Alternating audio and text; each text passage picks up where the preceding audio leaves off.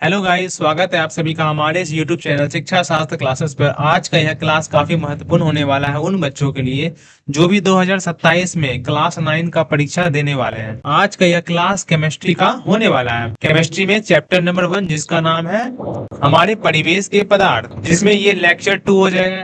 जो भी बच्चे लेक्चर नंबर 1 नहीं देखे हैं वो प्लीज जाकर लेक्चर नंबर 1 देख लीजिए। उसमें मैंने बिल्कुल बेसिक से बताया है पदार्थ क्या होता है और कुछ थोड़ा बेसिक इंट्रोडक्शन उसमें दिया है आसान भाषा में। तो प्लीज आप जाइए उस क्लास को अवश्य रूप से देखिए इस वीडियो के बाद। तो चलिए आज की क्लास हम शुरू करते हैं। तो हेलो गाइस, स्वागत है आप सभी का हमारे यूट्यूब चैनल शिक्षा शास्त्र क्लासेस पर। मेरा नाम है साहिल गुप्ता। मैं आज आपको केमिस्ट्री का फर्स्ट चैप्टर हमारे परिवेश के पदार्थ पढ़ाने वाला हूँ। तो चलिए अब हम अपने क्लास की ओर बढ़ते हैं। आज का हमारा मोटिवेशनल लाइन, मंजिलें भी जिद्दी है रास्ते भी जिद्दी है, देखते हैं कल क्या होगा हौसले भी जिद्दी है। यह काफी अच्छा लाइन है। तो चलिए अब हम अपने टॉपिक की ओर बढ़ते हैं। कल की क्लास में मैं आपको पदार्थ के बारे में बताया, पदार्थ के गुणों के बारे में बताया, कितने प्रकार के होते हैं वो बताया। आज उनके प्रकारों के बारे में विस्तार पूर्वक अध्ययन करेंगे। तो चैप्टर का नाम हमारा है हमारे परिवेश के पदार्थ, our matter in our surrounding. इनमें ये चैप्टर 1 है और लेक्चर नंबर 2। तो पहले हम पदार्थ की ठोस अवस्था को पढ़ते हैं, सॉलिड स्टेट ऑफ मैटर। देखिए, पदार्थ की ठोस अवस्था उसे कहते हैं, मतलब पदार्थ की वह अवस्था जिसका आकृति और आयतन निश्चित होता है, उसे हम लोग ठोस कहते हैं। देखिए यहाँ पे लिखा गया पदार्थ की वह अवस्था जिसका आकृति और आयतन निश्चित होता है, उसे ठोस कहते हैं। आप देखिए ठोस के बारे में कुछ महत्वपूर्ण पॉइंट्स लिखे गए हैं कि ठोस पदार्थ के कण एक दूसरे से काफी सटे हुए थे। जैसे कि आप यहाँ देख रहे हैं, ये ठोस कण है, ये ठोस कण है, काफी एक दूसरे से सटे हुए हैं। ये भी है, ये भी, मतलब काफी एक दूसरे से सटे होते हैं। दूसरा पॉइंट लिखा गया है, इसके कणों के बीच गुरुत्वाकर्षण बल काफी मजबूत होता है,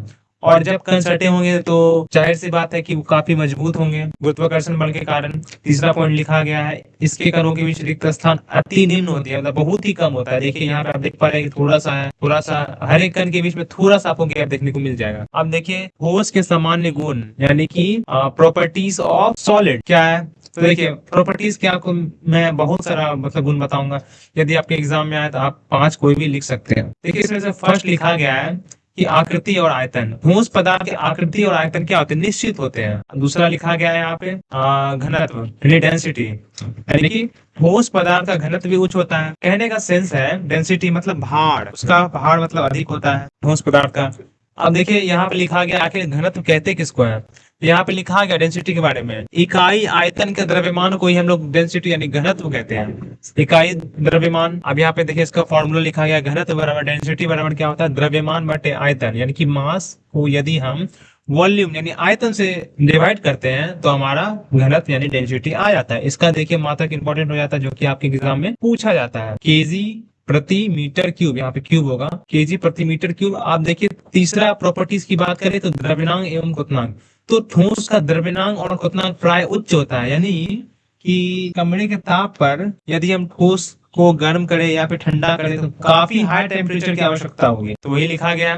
चौथा पॉइंट है कि कठोरता एवं दृढ़ता, ठोस जो होते हैं ना वो काफी हार्ड होते हैं, मतलब वो आसानी से नहीं टूटते, काफी हार्ड होते हैं, उसी बारे में लिखा गया है, हार्डनेस एंड रिजिडिटी।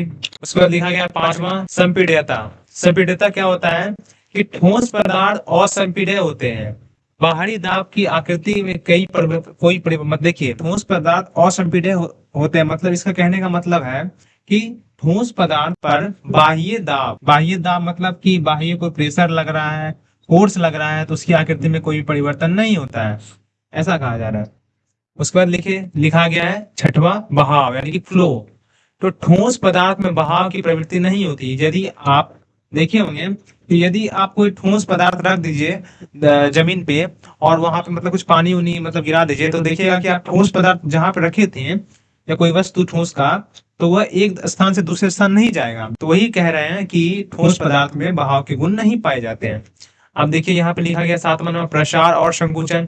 ठोस पदार्थ को मतलब गर्म करने पर इसका प्रसार या संकुचन नहीं मतलब होता है, लेकिन बिल्कुल कम मात्रा में होता है। कहने का सेंस है यदि आप ठोस को गर्म करते हैं या फिर उच्च ताप पर ठंडा करते हैं तो इसे बहुत ही कम मात्रा में उसे दबाया जा सकता है यानी संकुचित किया जा सकता है। वही आप लिखा गया ठोस पदार्थ को गर्म या ठंडा करने पर उसका क्रमशः प्रसार या संकुचन बहुत ही कम होता है, मतलब बहुत ही कम होता है लेकिन बहुत ही कम होता है। उसका देखिए 8वां लिखा गया है ऊर्ध्वपातन। तो कुछ ठोस पदार्थ में ऊर्ध्वपातन की प्रक्रिया पाई जाती है। देखिए ऊर्ध्वपातन आखिर होता क्या है। तो कह रहे हैं कि वह प्रक्रिया जिसमें कोई ठोस पदार्थ बिना द्रव में परिवर्तित हुए गर्म करने पर सीधे वाष्प में बदल जाते हैं। मतलब कोई ऐसा पदार्थ जिसको मतलब द्रव में बिना परिवर्तित हुए वह सीधे वाष्प में परिवर्तित हो जाता है। कोई ठोस पदार्थ है वह बिना द्रव में परिवर्तित हुए वह सीधे वाष्प में परिवर्तित हो जाता है, और वाष्प को ठंडा करने पर वह पुनः ठोस में बदल जाता है। देखिए आप कपूर देखे होंगे, कपूर द्रव में नहीं आता है, बल्कि यदि आप उसको जलाते हैं तो वह वाष्प अवस्था में चला जाता है। आप देखिए यहाँ पे लिखा है बिना द्रव में परिवर्तित हुए सीधे ठोस में परिवर्तित हो जाता है, ऊर्ध्वपातन कहलाते हैं। जैसे देखिए अमोनियम क्लोराइड है, आयोडीन है, कपूर नेथलीन है, शुष्क बर्फ यानी कि ठोस CO2 जिसको आप कहते हैं। ये भी आपसे ऑब्जेक्टिव में पूछ लिया जाएगा, ठोस शुष्क बर्फ का मतलब क्या कहते हैं, तो वो आप ठोस CO2 कहते हैं। देखिए आप समझ लिए होंगे। आप देखिए 9वां नंबर में कहा गया है विसरण, यानी कि विसरण क्या होता है, ठोस पदार्थ में विसरण की प्रक्रिया मतलब निम्नलिखित होती है। इसमें देखिए पहले विसरण को समझते हैं, विसरण होता क्या। विसरण का मतलब आप ऐसा समझ लीजिए कि यदि कोई अगर टुकड़ा है, यदि उसको हम सटा के मतलब बांध दें तो कई वर्षों के बाद आपस में एक तरीका से सट जाएगा, उसे हम लोग विसरण कहते हैं। देखिए विसरण के बारे में लिखा, विसरण वह प्रक्रिया है जिसमें किसी द्रव के कण किसी अन्य द्रव में प्रवेश कर जाते हैं, यानी कि आप कह सकते हैं एक तरह से रिएक्शन हो जाता है। उसके बाद देखिए यहाँ पे इसके बारे में पॉइंट लिखा गया है, रिएक्शन होता है और मतलब उसका जो गुण होता है ना वह बदल मतलब आपस में आके बदल जाते हैं, ताकि और वो क्या होता है आपस में एक दूसरे की ओर आकर्षित होकर वह सट जाते हैं, चिपक जाते हैं। वही क्या होता है विसरण होता है। यदि कॉपर और जिंक के टुकड़े को परस्पर सटाकर बांध दिया जाता है तो कुछ वर्षों के बाद दोनों टुकड़े आपस में क्या हो जाते हैं, सट जाते हैं, क्योंकि उसके बीच अभिक्रिया हो जाती है, यही कारण वो सट जाता है। उसके बाद देखिए हाँ अब आते हैं दूसरा है पदार्थ की द्रव अवस्था, लिक्विड स्टेट ऑफ मैटर। अब ये क्या होता है, तो पदार्थ की वह अवस्था जिसकी आकृति तो निश्चित नहीं होती है लेकिन आयतन निश्चित होता है। ठोस में हम लोग क्या पढ़े थे, आकृति और आयतन दोनों निश्चित होता है, लेकिन द्रव में क्या होता है, आकृति तो निश्चित नहीं होता है लेकिन आयतन निश्चित होता है। यदि आप देखिए एक एग्जांपल लीजिए, यदि आप 1 लीटर जल लीजिए और आप क्या कीजिए कि बस उसे फर्श पर यानी कि जमीन पर फैला दे, उसका आयतन यानी आप 1 लीटर ही जल लिए थे यानी वो निश्चित है, और उसका मतलब जब आप जमीन पर उसे फर्श पर फैला दिए तो क्या हुआ, वह पूरे मतलब क्षेत्र में फैल गया। इसका मतलब उसका आकृति फिक्स नहीं है, आप उसे जिस बर्तन में रखेंगे उसका वो क्या ले लेता है, शेप ले लेता है। तो वही कह रहा है कि इसकी आकृति निश्चित नहीं होती है परंतु आयतन निश्चित होते हैं। आपने जितना लिया वो उतना ही रहेगा, बढ़ेगा नहीं, बढ़े घटेगा नहीं। इसके बारे में पॉइंट लिखा गया है कि द्रव के कण एक दूसरे से थोड़ा हटे होते हैं। यहाँ पे पिक्चर नहीं लगाया गया है, ठीक है कोई बात नहीं, आपको PDF देंगे तो उसमें लगा देंगे। और देखिए क्या कहा गया है, द्रव के कणों के बीच आकर्षण ठोस की अपेक्षा कमजोर होती है। ठोस की अपेक्षा इसमें आकर्षण कम होता है, कमजोर होता है, मतलब इसके कण थोड़ा सा ठोस से हटे होते हैं। यदि आप यहाँ पिक्चर लगा देते हैं अभी हम ना, तो आपको समझाने में थोड़ा सा आसानी होता है। खैर कोई बात नहीं, आप समझ लीजिए कि थोड़ा सा उससे हटा होता है। अब क्या कहा गया है तीसरा पॉइंट में, द्रव के कणों के बीच रिक्त स्थान ठोस की अपेक्षा अधिक पाई जाती है। जैसा कि देखिए जैसे कि यहाँ होता है, ये बिल्कुल मतलब ये सटे हुए नहीं होंगे, मतलब ये थोड़ा सा हटे होंगे कण। उसके बाद क्या है, देखिए मैं आशा करता हूँ कि आपने द्रव अवस्था को समझा। अब इसकी प्रॉपर्टीज यानी गुणों को समझते हैं। तो पहला गुण में आ जाएगा आकृति और आयतन। देखिए कहा गया है कि द्रव की आकृति निश्चित नहीं होती है परंतु उसका आयतन निश्चित होता है। जैसा कि मैंने अभी आपको बताया, इसमें पॉइंट लिखा गया है, द्रव को जिस बर्तन में रखा जाता है वह उसी की आकृति ले लेती है। जैसा कि अभी मैंने आपको एग्जांपल दिया वही लिखा गया। अब इसके घनत्व की बात करें तो द्रव का घनत्व ठोस से कम होता है। घनत्व कहने का, डेंसिटी कहने का सेंस है भार, इससे ठोस की अपेक्षा यह कम भारी होता है। द्रव्यनांक और क्वथनांक क्या होता है, द्रव का द्रव्यनांक और क्वथनांक ठोस से प्राय कम होता है। ठोस पदार्थ में जितना उसमें मतलब हीट और मतलब ठंडा और गर्म ताप देना पड़ता है, उच्च ताप देना पड़ता है, उससे इसे कम में ही इसे परिवर्तित किया जा सकता है। आप देखिए इसमें पॉइंट लिखा गया है कि द्रव के द्रव्यनांक कमरे के ताप पर कम होते हैं, लेकिन क्या होता है इसके क्वथनांक कमरे के ताप पर उच्च होते हैं। क्वथनांक कहने का सेंस है कि हीट कमरे के ताप पर अधिक होता है। अब देखिए चौथा पॉइंट लिखा गया है कठोरता एवं दृढ़ता। तो देखिए आप देखिए द्रव कठोर होता है, आपने कहीं देखा है कि द्रव मतलब पानी कठोर होता है? नहीं होता है। यही लिखा गया है कि द्रव में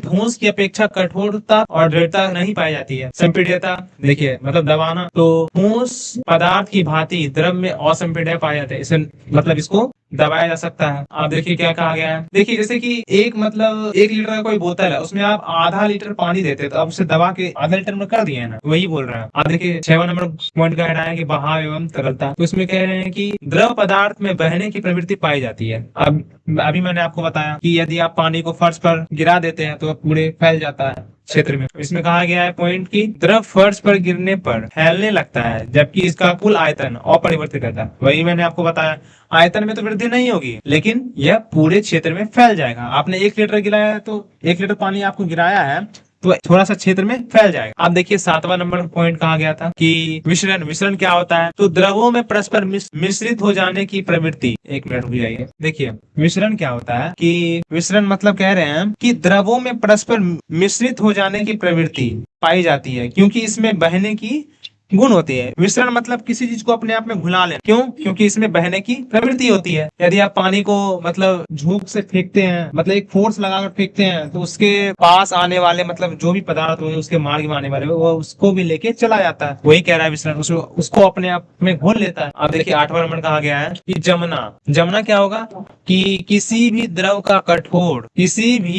का ठोस के रूप में परिवर्तित द्रव का जमना कहलाता है। देखिए जमना क्या हो जाएगा? किसी मतलब कोई द्रव है, द्रव तो आप मतलब द्रव मीन्स पानी को आप फ्रिज में देते हैं, रखते हैं तो वह जम जाता है। और यदि वह जम जाता है तो वो किस अवस्था में होता है? वह ठोस हो जाएगा। तो वही कह रहा है कि द्रव का जमना ही क्या कहलाता है? द्रव का ठोस में जमना ही क्या कहलाता है?